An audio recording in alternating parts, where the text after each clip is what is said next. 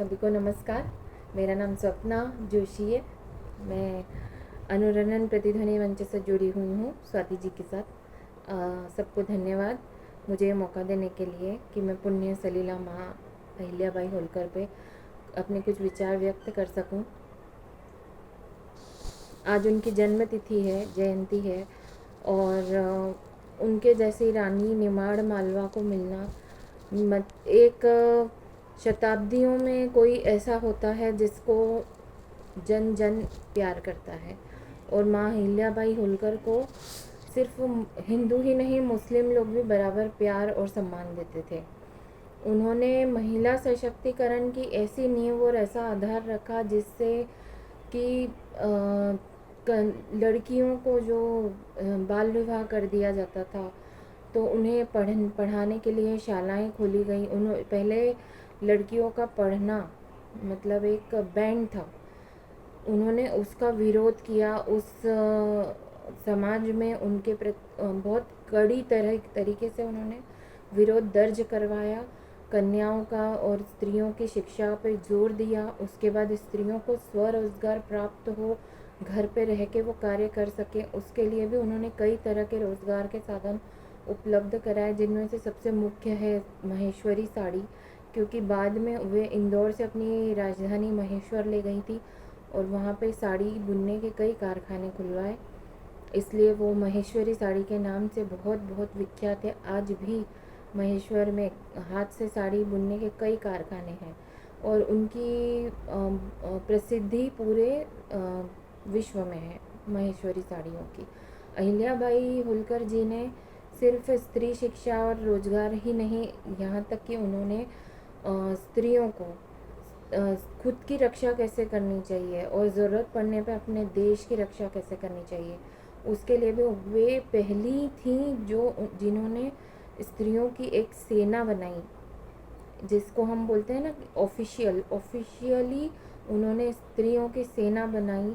और वो सेना की टुकड़ी कई बार युद्ध में जाती भी थी, तो उन्होंने युद्ध का प्रशिक्षण दिया, स्वरोजगार का प्रशिक्षण दिया, शिक्षा की वकालत की। इस तरह से उन्होंने स्त्रियों को बहुत सक्षम बनाने में मदद की।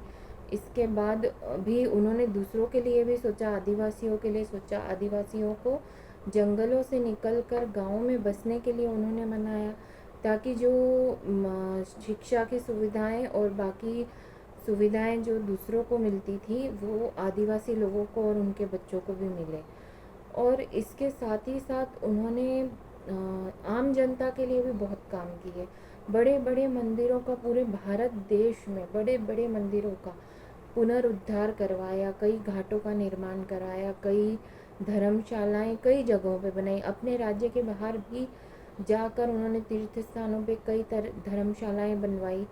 उनके खुद के राज्य में सड़कों के दोनों तरफ पेड़ लगे होते थे ताकि राहगीरों को छाया मिले, और पानी के कुएं, पेयजल की व्यवस्था, विश्राम घर आदि आदि उन्होंने राहगीरों के लिए बनवाए थे, ताकि आते जाते लोगों को कोई तकलीफ़ ना हो, सबको आराम मिले।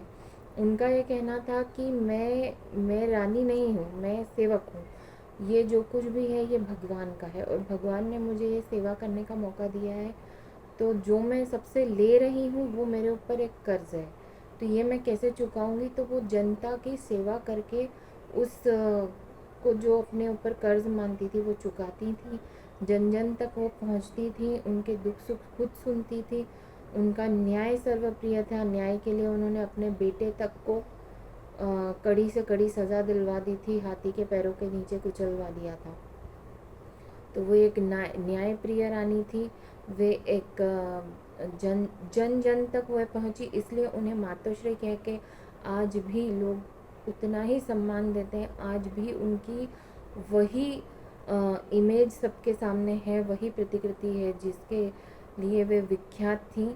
और उनकी ये ख्याति, उनकी ये प्रसिद्धि हमेशा हमेशा युगों युगों तक बनी रहे, यही हमारी भगवान से प्रार्थना है। और यही हमारे विचार जो हैं, मेरे विचार उनके आज जन्म तिथि के दिन उनके श्री चरणों में मेरे श्रद्धा सुमन बनकर अनुरणन प्रतिध्वनि के माध्यम से मातोश्री के चरणों में पहुँचे, यही मेरी कामना है। नर्मदे हर।